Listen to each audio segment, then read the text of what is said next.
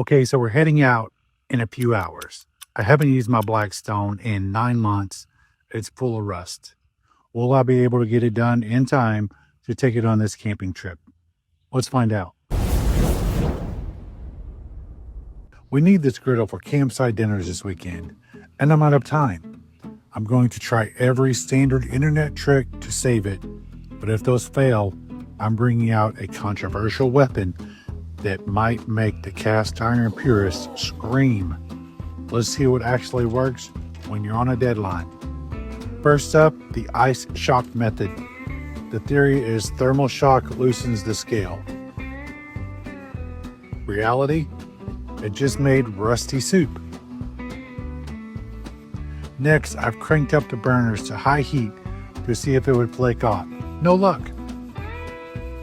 Finally, I went to town with a heavy dose of kosher salt and an abrasive scouring pad for mechanical friction. It cleared a little surface dust, but the deep pitted rust isn't budging. I've already wasted an hour and the clock is ticking. You know what they say, desperate times call for power tools.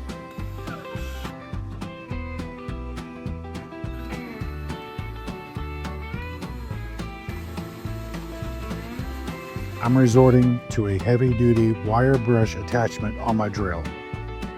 Now I know exactly what the comment section is going to say. Never use a wire wheel on a cooking surface. The loose bristles can break off, get stuck in your food, and send you to the ER. And you're right to worry if you're lazy about the cleanup. But here is the fix. If you use a wire wheel, you have to treat the cleanup basically like a crime scene. I'm hosing down the surface using Dawn and a water hose to wash away any stray wire fragments and wiping it down multiple times until there is absolutely zero residue left. A perfectly smooth, stripped down steel plate, safe and ready. With the metal stripped bare, we have to protect it immediately before what is called flash rust sets in. For the new base coat, I'm using grapeseed oil. Why grapeseed oil? Well, first off, I failed with olive oil and avocado oil in the past. And grapeseed oil has a remarkably high smoke point and it's packed with polyunsaturated fats. When exposed to high heat, these fats polymerize, transforming from a liquid oil into a hard non-stick protective layer. We apply thin layers.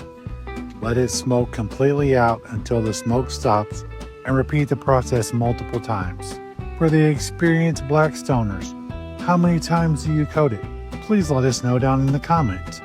Just a couple of hours ago, this was an orange rust bucket.